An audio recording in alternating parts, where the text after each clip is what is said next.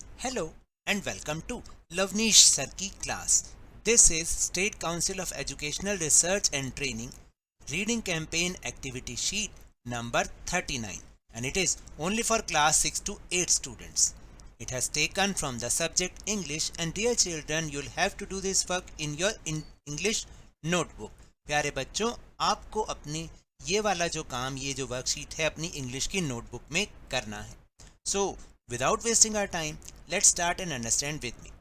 Dear children, it is based on the story My Best Friend. आज की ये जो वर्कशीट है ना, ये एक बहुत ही प्यारी स्टोरी माई बेस्ट फ्रेंड उस पर बेस्ड है, जिससे हमें बहुत कुछ सीखने को भी मिलता है. But before we reading this story, here is reading instructions for students. यहाँ पर स्टूडेंट्स के लिए कुछ रीडिंग इंस्ट्रक्शंस दी गई हैं. चलिए उनको एक बार देख लेते हैं. Let your voice reflect the tone of the story और the personalities of the characters. आप जब इस स्टोरी को पढ़ें तो आपकी वॉइस में उस स्टोरी के कैरेक्टर्स या पर्सनैलिटीज भी झलकने चाहिए. जैसे वो आपस में बात कर रहे हों, ऐसे ही आपको भी इस तरह से पढ़ना है.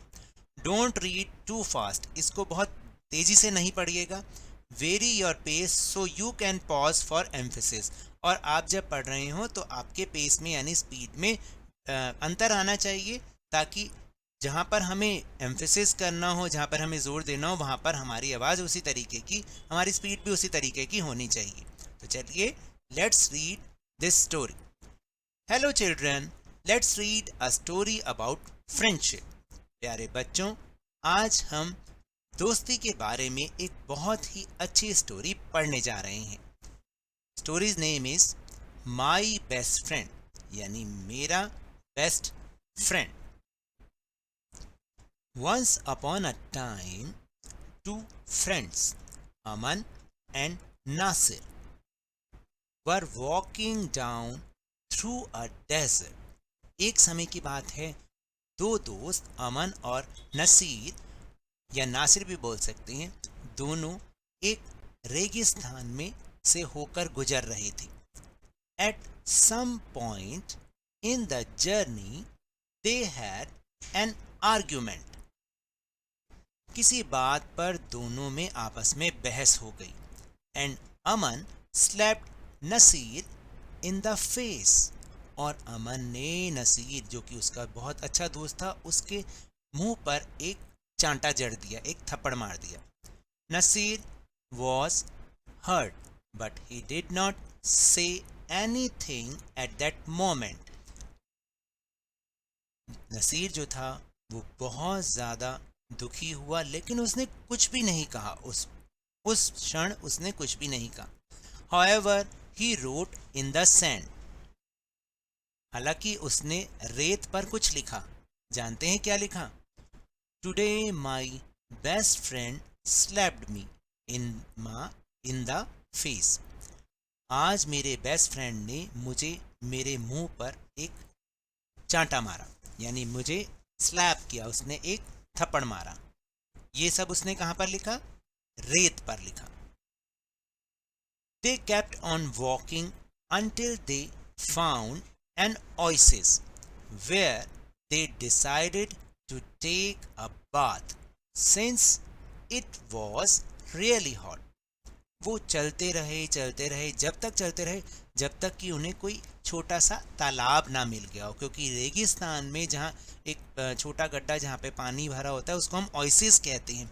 और फिर उन्होंने डिसाइड किया कि इसमें नहा लिया जाए, क्योंकि बहुत गर्मी हो रही थी. क्यों गर्मी हो रही थी? वो कहाँ से गुजर रहे थे? रेगिस्तान में से गुजर रहे थे. Suddenly Nasir got stuck in the swamp. अचानक ही क्या हुआ कि नासिर दलदल में फंस गया. And started drowning. And then Aman saved him without hesitating. और जैसे ही वो डूबने लगा, तभी अमन ने उसको बिना किसी संकोच के बचा लिया. After he recovered from the near drowning experience, Naseer wrote on a stone. और बिल्कुल ही डूबने वाले अनुभव से, मतलब डूबने की कगार पे था, ऐसे अनुभव से जब वो बचा, इस एक्सपीरियंस को उसने फिर जो है उसने क्या किया, एक पत्थर पर उसने कुछ लिखा। क्या लिखा? Today my best friend saved my life. उसने लिखा उस पत्थर पर कि आज मेरे प्रिय मित्र ने, मेरे सबसे अच्छे दोस्त ने मेरी जान बचाई। अमन आस्क्ड नसीर। अमन ने नसीर से पूछा, When I slapped you, you wrote it in the sand, and now you have written it on a stone. Why? अमन ने नसीर से पूछा कि जब मैंने तुम्हें चांटा मारा, जब मैंने तुम्हें थप्पड़ मारा, तब तुमने ये सब एक मिट्टी पर लिखा, और आज तुमने कुछ जो चीज लिखी वो एक पत्थर पर लिखी, ऐसा क्यों? नसीर रिप्लाइड। नसीर ने उत्तर दिया। नसीर रिप्लाइड का मतलब नसीर ने उत्तर दिया। When someone hurts us, we should write it down in the sand, where the winds of forgiveness can erase it away. देखो, जब हमें कोई पीड़ा पहुंचाता है, हमें दुख पहुंचाता है, तो हमें उसे मिट्टी पर लिखना चाहिए, रेत पर लिखना चाहिए, ताकि जो एक क्षमा की हवा चले वो इसे उड़ा दे। But when someone does something good for us, लेकिन जब कोई हमारे लिए कुछ अच्छा करता है, we should engrave it on a stone so that no wind can ever erase it. और जब कोई हमारे लिए अच्छा करे तो हमें उसे एक पत्थर पर उकेरना चाहिए, मतलब उसको जैसे जैसे आपने देखा है ना, मतलब कि ऐसा इस तरीके से उस पत्थर पर उभार के लिखना चाहिए कि कोई भी हवा उसे मिटा ना सके। आप बात समझ रहे हैं कि क्या कहा जा रहा है? अमन hugged Nasir and understood what his friend was trying to teach him. अमन ने नसीर को अपने गले से लगा लिया और समझ गया कि उसका फ्रेंड, उसका मित्र उसे क्या समझाने की कोशिश कर रहा है। आप भी समझे ना कि अगर हमें कोई पीड़ा पहुंचा रहा है, हमारा अपना या कोई भी, तो हमें उसे रेत पर लिख देना चाहिए ताकि हम उसे क्षमा करें, और क्षमा ऐसी करें कि जैसे हवा उसको उड़ा के चली जाती है ना, मिटा देती है उन सब चीज़ों को, तो हमारी क्षमा भी उसके उस अपराध को मिटा दे। लेकिन जब कोई हमारे लिए अच्छा करे तो हमें उसे पत्थर पर उभार के लिखना चाहिए, यानी इस तरीके से याद रखना चाहिए कि हम उसे कभी ना भूल सकें। Then moral of the story, always try and see the good in people. हमेशा हमें दूसरों में अच्छाई को देखना चाहिए, लोगों की अच्छाई को ही देखना चाहिए। अब आप समझे? Now the time for suggested activities.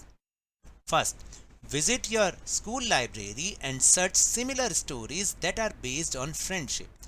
आप अपनी स्कूल लाइब्रेरी जरूर विजिट करें, जाएं और इस प्रकार की, इसी से मिलती जुलती स्टोरीज को ढूंढें जो कि फ्रेंडशिप पर बेस्ड हों और उन्हें पढ़ें। सेकंड है, इसको आपको करने की कोई ज़रूरत नहीं है। Second question, make flash cards और picture cards based on the story that you have chosen from the school library.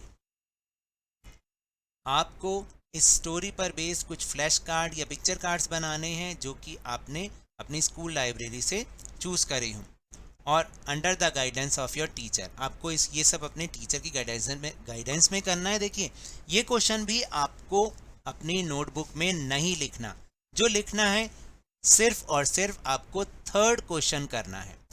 Think of an incident when your friend helped you. आप एक ऐसी घटना को याद कीजिए जब आपके मित्र ने आपकी हेल्प की हो। How did it make you feel? इसने आपको कैसा फील करवाया? Write down your experience in not more than 50 to 70 words. आपने अपने एक्सपीरियंस को 50 से 70 शब्दों से ज़्यादा में नहीं लिखना, मतलब मैक्सिमम आप 70 वर्ड्स लिख सकते हैं। तो चलिए अब हम देखते हैं कि ये हम कैसे लिख सकते हैं। देखिए, आपका कोई एक्सपीरियंस है तो आप वो लिख लीजिए, नहीं तो मैंने भी आपके लिए कुछ लिखा है, आप उसको भी देख सकते हैं। तो देखिए कैसे लिख सकते हैं। हमने जैसे यहाँ पर एक इंसिडेंट लिखा, this incident happened when everyone in my family and I got corona. यानी ये घटना तब हुई जब मेरे परिवार में मुझे और घर के सभी सदस्यों को कोरोना हो गया। We were locked in different rooms. हम सब अलग अलग रूम में बंद हो गए। No one was ready to help us. कोई भी हमारी मदद करने के लिए तैयार नहीं था। Even our close neighbours did not want to come to us. यहाँ तक कि जो हमारे करीबी पड़ोसी भी थे ना, वो भी हमारे पास नहीं आना चाहते थे। In such a situation my friend Amit helped me and my family a lot. ऐसे में मेरे मित्र अमित ने मेरी और मेरी फैमिली की बहुत मदद की। He not only brought the necessary medicines for us but also take care of our food needs. वो ना केवल हमारे लिए ज़रूरी दवाइयाँ लेकर आया था, बल्कि उसने हमारी भोजन संबंधी ज़रूरतों को भी पूरा किया। This increase my respect for him in my heart. और उसने उसके इस कार्य ने मेरे दिल में उसके लिए और भी इज्जत बढ़ा दी। तो इस तरीके से हम ऐसा एक्सपीरियंस लिख सकते हैं। हमारा कोई अपना पर्सनल एक्सपीरियंस हो तो हम वो लिख सकते हैं, नहीं तो आप इसको भी लिख सकते हैं। अब आपको समझ में आया? So now that's all for this worksheet. अगर मेरे इस तरह समझाने से अब आपको समझ में आने लगा है तो इस चैनल और वीडियो को लाइक कीजिए, शेयर कीजिए और बहुत ज़्यादा शेयर कीजिए। अगर आप न्यू हैं तो जल्दी से सब्सक्राइब कर लीजिए और टेलीग्राम ऐप पर हमारा चैनल लवनीश सर की क्लास, उसको ज्वाइन करना ना भूलिएगा, जिसको ज्वाइन करने का लिंक आपको इसी वीडियो के डिस्क्रिप्शन बॉक्स में मिल जाएगा। But remember, whenever you will go outside please wear your mask. और जब भी आपकी टर्न आए कोरोना की वैक्सीनेशन ज़रूर लगवाएं, क्योंकि कोरोना को हराना है और ज़िंदगी को एक बार फिर से सुहाना बनाना है। इसी उम्मीद के साथ थैंक यू वेरी मच।